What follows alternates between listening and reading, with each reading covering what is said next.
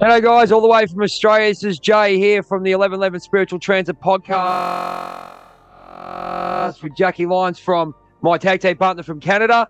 And we've got an interview series happening that we always look forward to do with all these great new people that we look forward to talking to. We have all the way from Chicago, Illinois, the home of Michael Jordan.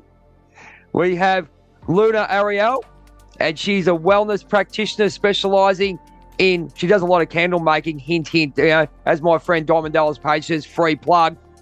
Go and get candles from Luna. But also she studies the masculine and feminine energies of people and and works with aligning the chakras within those masculine and feminine energies. Welcome to the chat there, Luna. Nice to meet you.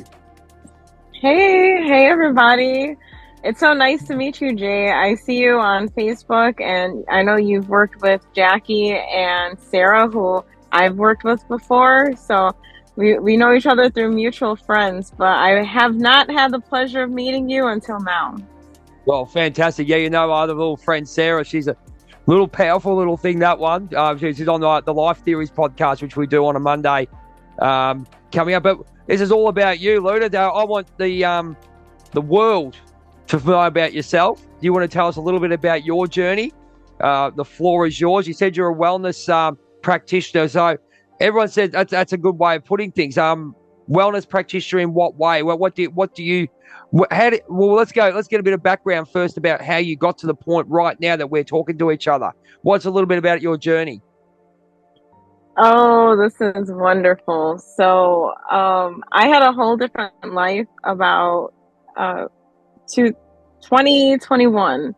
My life was nothing like it is now, and I had a big tower moment, which my arm broke. I had an accident, and my arm broke, and ever since that day, I really feel I died. Like, that was the beginning of my death process. Would you say my ego death. Was it the ego death, a spiritual awakening in that way? Yes, most definitely. I actually, so after that happened, things were kind of weird, and I was really by myself. And then after my first surgery, I remember it was July 1st. I'm just like, whatever life this is, I'm done. I've had it. And I literally I went on YouTube and I searched spiritual awakening, and I have no idea why. It literally came to me. So I put it in the search, and Aaron Dowdy's videos came up. And ever since then, it was, I don't know, I'm just a whole different person. So you had your spiritual awakening at 21. That's really spiritually mature. I didn't have mine really till in a lot of ways for about 5 years ago. So that's amazing. That's amazing. And such a simple thing. You broke your arm and it made you change your life. So so from that day you started working on yourself. Tell us a little bit about that, how you met, you found Aaron Doherty and probably Victor Otto as well, I guess.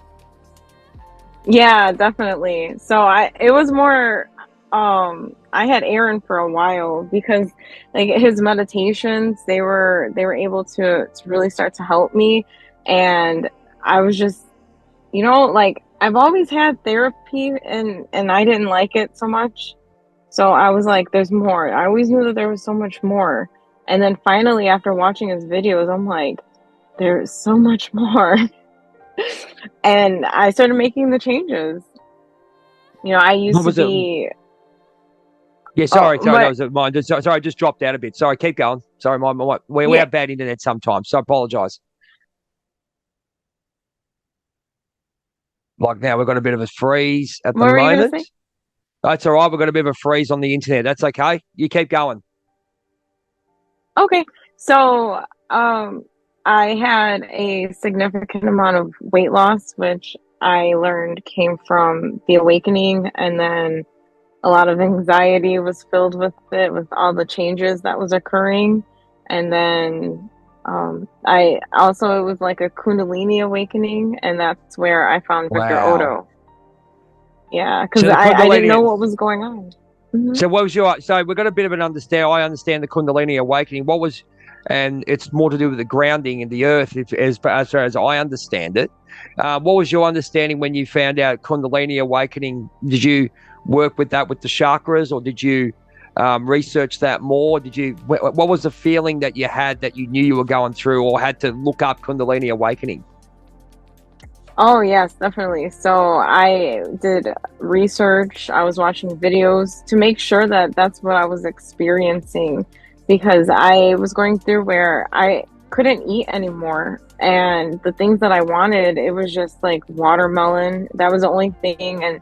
And things that the foods that I used to eat, it was like my body was just literally detoxing and clearing everything out, and I couldn't eat at certain times. I started fasting a lot. I started having weird pains in my, like, not weird pains in my body, but definitely my body was having like spasms. Like I was having feelings all over. And then on top of that, I started really increasing my spiritual knowledge and my gifts, and then my business was expanding. So my life has been like fast forward and like full speed with everything. So you basically got on the roller coaster. They always say when you jump on the spiritual awakening bandwagon, and when you have sort of an ego death, which I only had just recently, the roller coaster just goes. I mean, did you find a point in your life where you just felt like someone was saying, "Hang on, the roller coaster's on its way"? Did you? And it's off, and you had no way of controlling. All these good things were coming, and all those kind of things. Did you have a moment of that? And if you did, when did you have it? Actually, recently, with finances, and I'm finally telling myself, we've been through this before. Even with the job, we've been through this before, and we've always gotten out of it. Things always work out for the best, and you're always protected. And we so have to now I'm believe just that, don't able to we? breathe. Yeah, we have to believe that, don't we? You can see you're radiating. You're smiling, and and you got the white light around you. And it's good to see. It's always good to see. I mean, we've always been through, such, I guess not horrific things, but lessons to get us where we are. So tell us a little about where you got you said you had your Kundalini awakening. So when did you know you were a wellness practitioner? When did you know, and when did you know you were working with the clients that you've got, and how you had those superpowers, which we've all got, the Bat Belter gifts, as I call it, to help the community and obviously society and obviously the world? So I noticed when I start encouraging people to even eat better and eat healthier and share organic foods and snacks, and tell them, like where it came from, and like this is organic, or this is homegrown or natural grown, and seeing them like it, and knowing that they can do it too, and then incorporating other things with it. So I don't know when I started really doing that, but it's been more within this awakening time frame, because I realized that it's not just my spiritual practices or selling my products and things. I'm really sharing people how to take care of their whole bodies, and then their minds, and then do what they want that's giving them fun, and that power to keep on going. Do you find that people come to you? I know a lot of people I mentor. Obviously, I'm a teacher, so I mentor a lot of the younger generation. And as you said, things to have fun, because we're sort of taken away from, you sort of go into the market of go get a job, go work, get a house, all this garbage. We miss out on all the fun. Do you find that your clients and stuff, you've got that vibration and go, hang on, you're doing things that are fun. Why can't I? And you're giving that gift to people. Do you find that? And then you tell them how you did it, and you can give them that information. Is that the way you're sort of looking at things? Yeah, definitely. Like all of these experiences that I went through from I call it like my past self, and the one, and even now what I'm going through, and how I'm basically trying to help them go through what I went through, but skip a lot of the cycles. Not skip, but just tell them, like, we can get through this. It's gonna happen. You gotta pay your debt and your karma. Pay your It's gonna dues. happen. Yeah, it does. It But comes back. we It got comes this. back with that. Yeah, we did. We do. You have to do that. So tell us a little bit about the wellness practitioner side of things. You said you got a lot of clients that you see, and it looks like you're radiating that great energy to help. I mean, it's really funny that people like us connect. Jackie and I'll give a big example. Jackie and we've only known each other for about 6 months or whatever it may be, and we're like best friends. Like, it's just like we know each other. But in this community, have you found that people are just so non-judgmental, in a way, non-judgmental and very free to open to talk to people like yourself? I mean, we don't know each other in bar or so, but it looks like we're very, very comfortable because we're on the same sort of path. Yeah, definitely. And I literally just did a reading. I'm doing a vendor event right now, so I'm in between. And I had just did a Cool. reading for someone. Yeah, I like it. It's Give really it a fun. plug. Give it a plug for us. It gives a little plug what you do. That's awesome. Yeah. Yeah, so it's a vendor fair for the artists are doing the graffiti art under our bridge on 93rd Street in Chicago. So Yeah. they're all coming together, they're doing it, and all the vendors are out here, and we're all just hanging out and dancing and having a good time and celebrating art and creativity.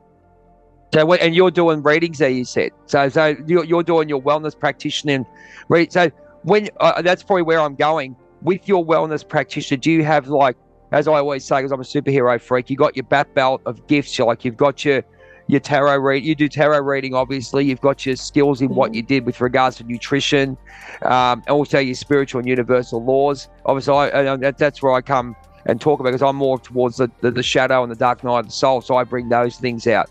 So when you do a reading, can you tell us a little bit about your incorporating that wellness practitioner knowledge that you've got, or the life PhD, as I say?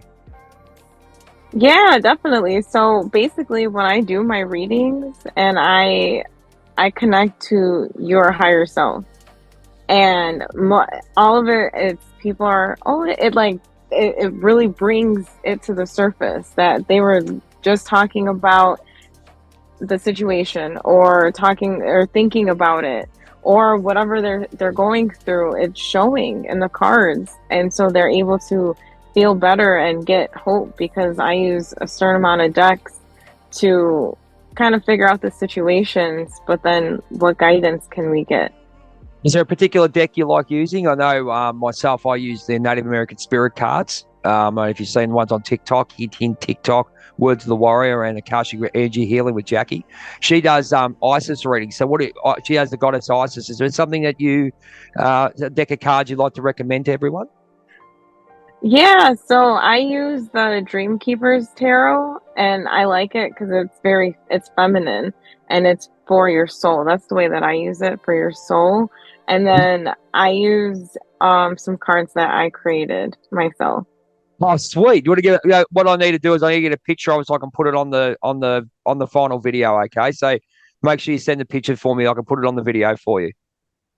Yeah. Sweet. So, and when they come to you, do you believe? Obviously, the universal and spiritual laws. When you go to the vendors and the vendor events, and people come to you, do you feel like they've been drawn to you at all? Do you feel like now that you've gone through, you just do what you need to do, and people will come to you? How do you find being that kind of person and telling your story to others and helping others and allowing them to come to you? How have you juggled that the last couple of years? Oh, so this is great because it ties into what I help teach people about their masculine and feminine energies, because you need both. So Yes. the feminine, we don't chase. We sit down and it comes to us, right? We receive. But however, there are certain actions that you need to take. So you need to balance between chasing and taking action when it's intuitive action. Okay. So what I did, because it's outside in Chicago and it started raining. First it was too sunny and then it started raining and I didn't have a tent. Sounds like Melbourne. Right? So I didn't want to get upset. So instead I took a stroll and I had I had business cards, I had stickers with my logo on it, and I had, like some ad sheets about advertisements for my business.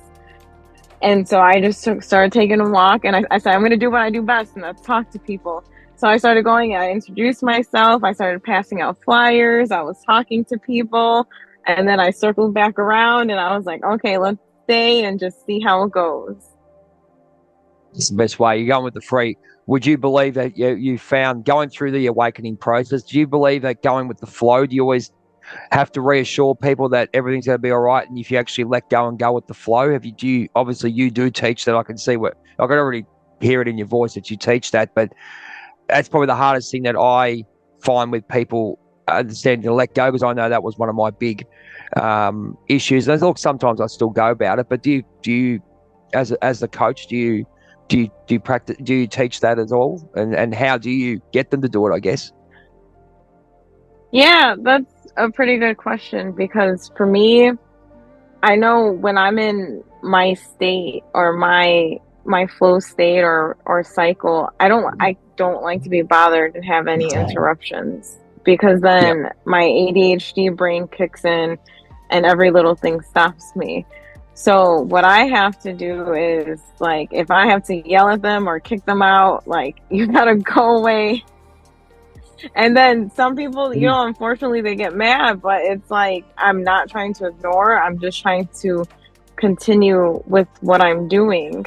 And I know some people, they don't understand it, or they may, it may come out in their shadow or things. But, I do try to balance it out and try to explain, or like keep a distance, at all times. But I know it gets hard. Yeah. Do you tell us a bit about your practice when you do have a client come in? So you've got a new client, and they've come to you for help. Tell us a little bit about what you do as I'll call it a mentor for now, or as a practitioner to help them. Do you want to go through the process of what you do, so the viewers can get an idea of what kind of person you are, and what kind of I'll call it, treatment for the word study, like 8 o'clock in the morning here, so 8:30 in the morning, so my vocab's on crash hot.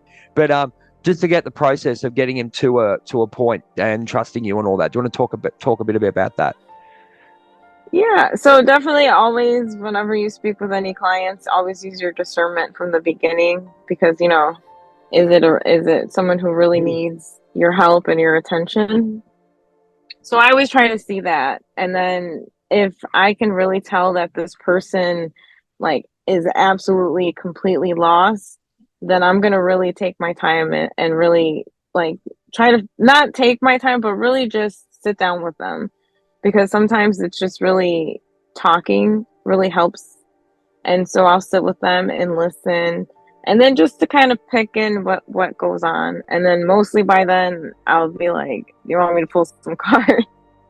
So then I just, we'll pull and see where that goes. Okay. And when you talk to people about, because I know with the American Indian spirit cards that I do, so I've got some sage going, so I'll see a bit of smoke. I know myself, it's a guiding card to what's going on. I always tell people, I go, you have to look within you. This is only a guide, and to look within you and find out exactly where that resonates. Is that how, and then you guide them through, is that how you look at it as well? Yeah. So basically, when we start getting into the reading, the cards will start coming out, or even while I'm cutting, and then just kind of see what comes up situationally. And then right away, I can already tell which direction it may be going into. And then we just go into this conversation or what the cards say. And sometimes they're just listening to me and just taking it in. So it's really hard to explain. I think because of my accuracy and how it's things that you really want to say or things that are really bothering you, and it comes up, and sometimes it can get emotional. Is that empathic for you? Is that empathic for you? Like you're picking up stuff from the person without them knowing. You've basically gone in within them and you gone, hang on, I can see something that you're not going to say, but I can feel it. Would that be, if that's easy to describe? I don't like to build that connection first.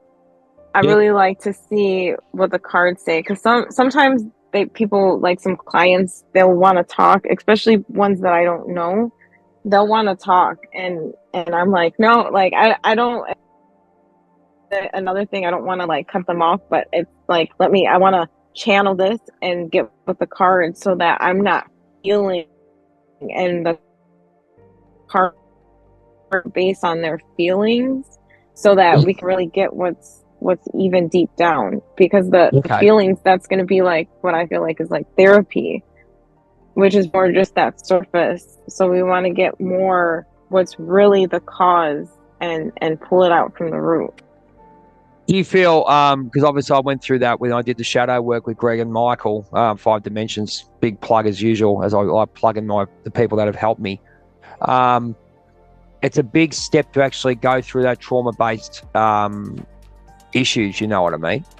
And how do you find when people do you have emotional issues when they come up, and how do you deal with that? I notice after I've experienced something, the cards kind of tie in, or sometimes it's like what I'm saying, it has something to do with me, and I'm just like, really? Okay. So you actually say sort of, so the people who come to you are giving you a lesson as well. That's really interesting, isn't it? So you become a better person yourself. Yeah. So you're going to heal someone, but also heal yourself at the same time. Yeah.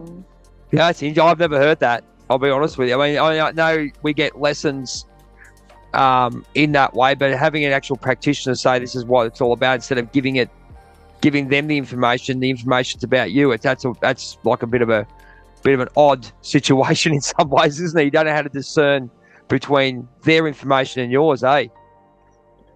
Yeah. And it could be like I'm in a session and then I'm saying it, and then I'm like, that goes to me too. Like that advice or that information, that guidance that comes out, it comes back to me. Or even in my videos, I'll watch my videos and I'm like, okay, yeah, I got to work on that. So yeah, it's really weird about that, because you look at stuff that's given. I believe that now that we're so connected, I've only just become connected myself, and all these things are coming in. Good karma's coming.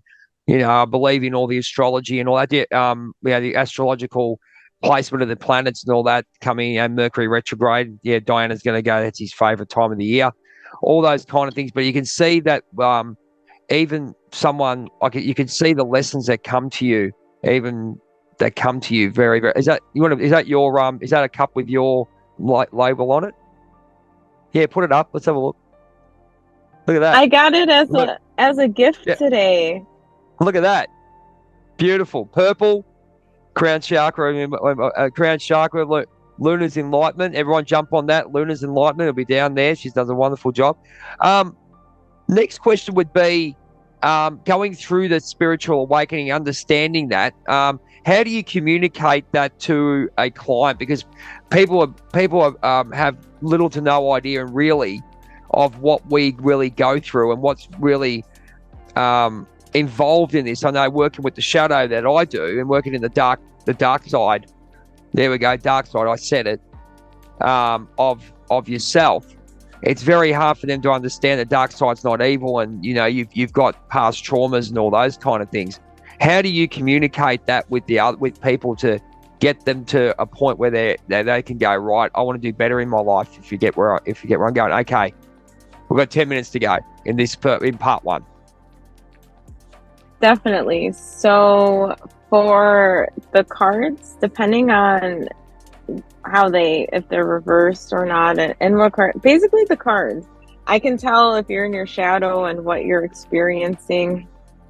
And then when, depending, it's really, it's based on the cards. Like, I just know.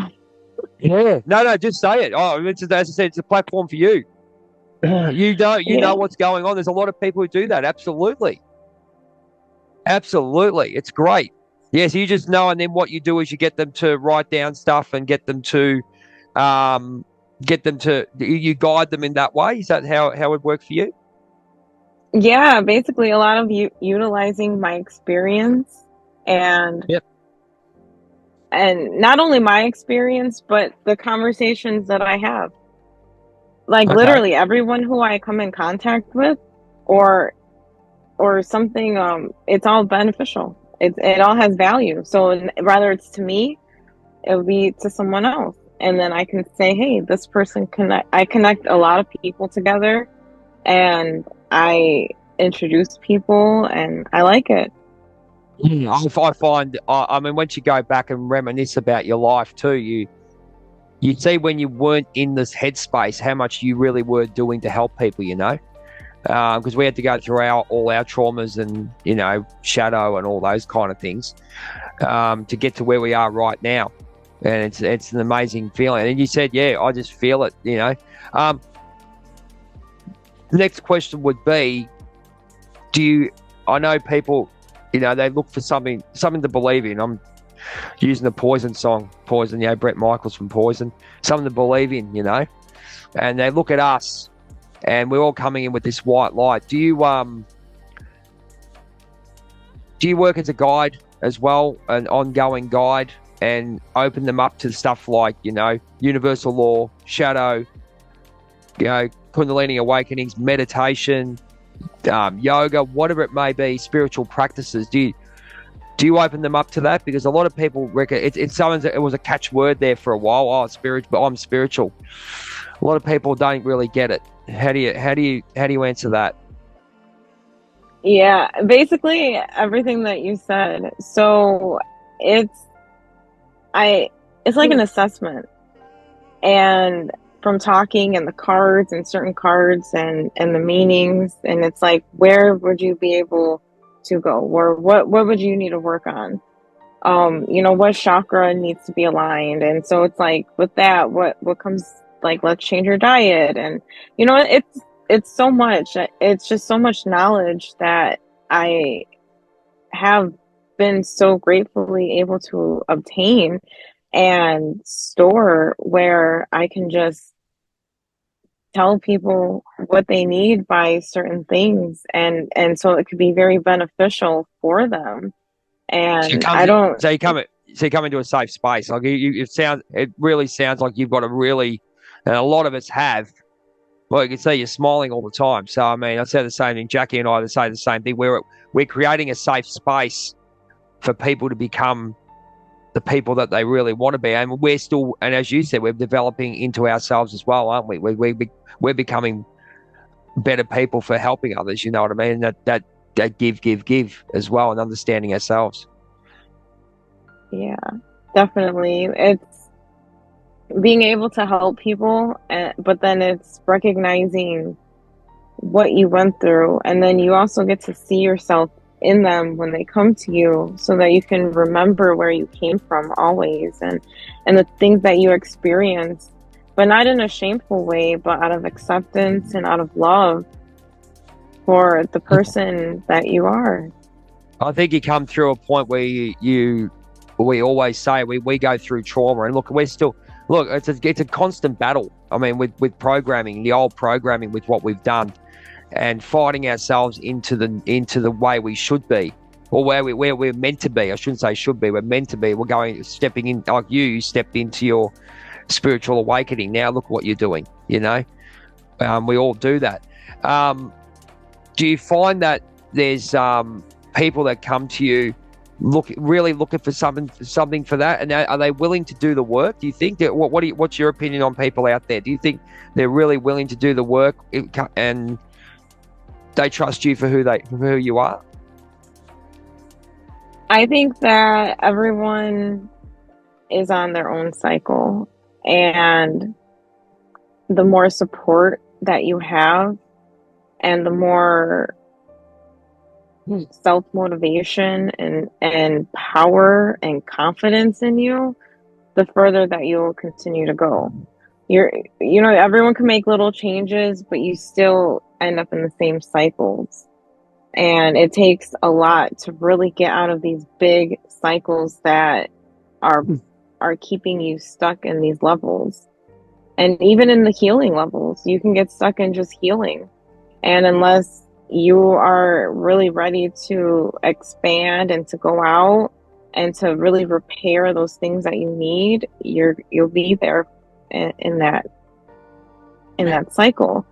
Yeah. And so with me, I try my best because I know where they're at. I can go down to them and share and tell them how they can come up, or I can go up to as where I am and maybe even further, just to give that extra encouragement and motivation, because everyone still needs that. So it can go either way, where I can really share those feelings on how to really get out, or the things, even what they say, the narcissist, the ones all the way down, just being their friend. Sometimes that's all that they need, but you set your boundaries, and beautiful energy on that. Yeah, it's really, you got a beautiful energy on that, because there's a lot of people, and I mean, I put my hand up on it. I mean, there's still times where you have that inner child going, you should, not that you shouldn't forgive, you should. Why did you do that to me? And it is a victim mentality. Realize how much of a victim I was acting, but I was sort of fighting between two sides of myself, really trying to bring this person that I am now, and I'm still going. Don't get me wrong, but this is what I love about what I've started, talking to people like yourself, Steve Forcini, Chris over in the UK. I met Karen Mendel. So many great people, Karen Clayhammer. There's so many people out there with so many beautiful gifts like yourself that are helping so many other people. I'm going to call, this is the end of part 1. If you want to hang on, and we'll talk about your actual therapy sessions and what you do in the next part.